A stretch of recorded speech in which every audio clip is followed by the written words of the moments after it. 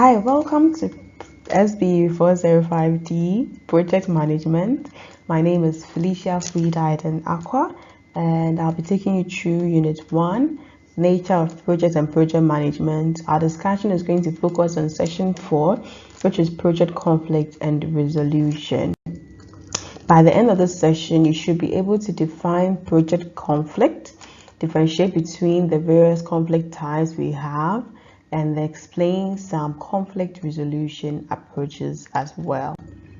So in our earlier session, we made mention of conflict, and I was making mention of the fact that conflict is not evil as it may usually be misconceptualized. Conflict has its good side and its bad side as well, and the extremes is what is not the best.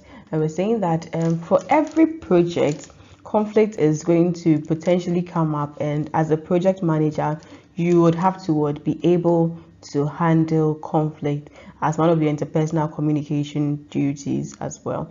So we're saying project conflict can either be a disagreement on an issue which concerns the project, for which parties see it as a threat to their needs, their interest, or their concerns. Whenever people feel their concerns, their interest or needs is endangered, then you realize that there's more disagreement, there's more cohesion in there. People would not be at conflict or will not have an issue when they don't have their needs, interests, or concerns threatened. But once it is threatened, then we're going to have issues coming up there. So conflicts actually occur on projects when team members perceive that their individual goals are incompatible with what the project manager or others are proposing. So let's say you were doing a product launch and the team members, you said everybody's supposed to do A, B, C, D, E, and then they are supposed to be paid, let's say, 150 cedis per day for their role in the, and they are supposed to work in for, let's say, 3 months or 4 months. Then at a point or midway through, you come and they start hearing that they're not going to pay us 150 per day anymore. They're going to pay us 50 cedis per day. This is going to cause a whole alarm in there, and you're going to see a serious conflict shooting up in there as well. So in fact, as a project manager, you need to be very critical about when it comes to conflict issues in there. It says the determinants of conflict spans from individual differences to organizational and institutional differences.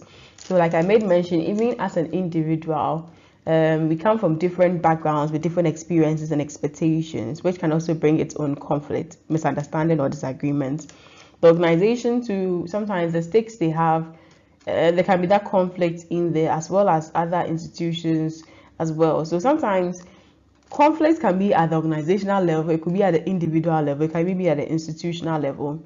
These are things we need to be very mindful about in there. So what are the various types of conflicts usually we see in projects? We see the project vision tied to conflict. Are we doing this? Are we doing that? And if the vision is not clear from the start, you realize that the whole project is potentially going to be a failure, because it starts from what's being having a clear objective in there. If you're going to have a clear objective, there should be one vision. If there's two vision, then there's division. And so you need to be very careful with project vision conflict. It is very, very critical to the whole success or failure of the thing. And group differences, like I made mention, there are different teams or there are different people, and all these things have their own issues they bring at play, and conflict is always bound to happen with people. And like I may mention that we all come from different backgrounds, different experiences, exposures, and even expectations, and all of these can bring differences. So Yamansa says she wants more money. Kujomansa says we don't need money, but we need more work. Yamansa is saying that no, more work, more money. All of this can bring about conflict. And communication conflict. So whether you're using implied communication, you're using direct, you're using indirect communication, whatever communication form, we made mention in the second session, it has to be clear. If it's not very clear, there's going to be ambiguity. And so when these conflicts happens, there are different approaches to solving the conflict. And even as individuals, we all have different ways of solving conflict. some do the avoidance type. So some people will not even go near the thing or talk about, like they just avoid it as if the thing was not there. That is a conflict approach style. So you've seen that you go to work and you realize that the receptionist or some team members in there, they are not talking and their faces look gloomy and all those things.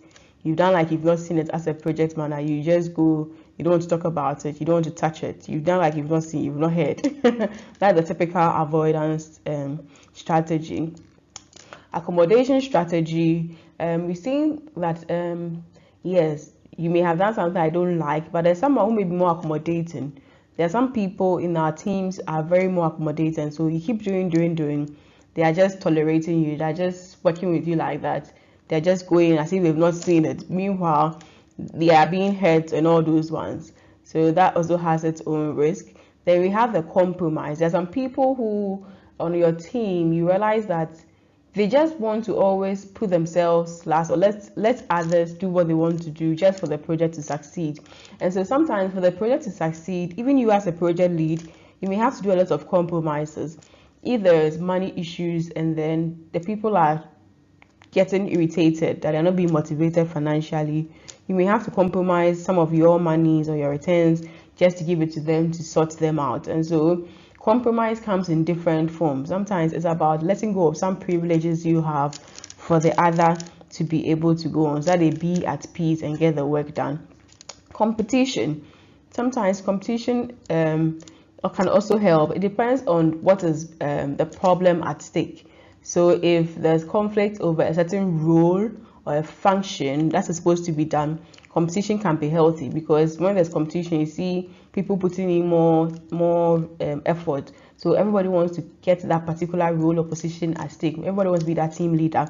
You see them putting a lot of competition and you get the results. And at the end of the day, it also has its own consequence, because too much competition is not healthy. Too little competition too is not healthy. And there's also what we call the collaboration. Yes, you feel threatened, you also feel threatened here. Let's just come together, let's work together, let's solve this thing, and let's move on forward. So these are various conflict approaches. We can't say one is the best or one is the worst, but collaboration usually tends to work, and it depends on the situation you find yourself. There are some things you just need to just avoid. Some things will just better themselves with time. But the thing about avoidance is, if you avoid, it's like sweeping dirt under your carpet. At a point in time, it's going to get full and spill over, and that can be very risky. Accommodating to sometimes realize if you don't take care, you'll be accommodating so much and just hurting so much, and at a point you're going to explode. And the compromise to at a point, obviously, a bit no. So yes, you may have team members who may be compromising a lot, which is also not the best or the healthiest. Competition, like I said, too much is good, too much, too little is not the best. And collaboration too, sometimes there's no way you can collaborate to get it. So there are different resolution approaches, depends on the situation at hand, and sometimes you can try to mix it up. Sometimes you may just go for one approach to solving it, but one strategy doesn't fit all situations. Every conflict is different, and you'd have to go in down to see what is causing it and how to solve it. So in this session, we defined what project conflicts are and looked at some basic types of conflict that usually happens on our project. And then we went on to look at some approaches you could use in resolving some of these conflicts as and when they come up. Thank you.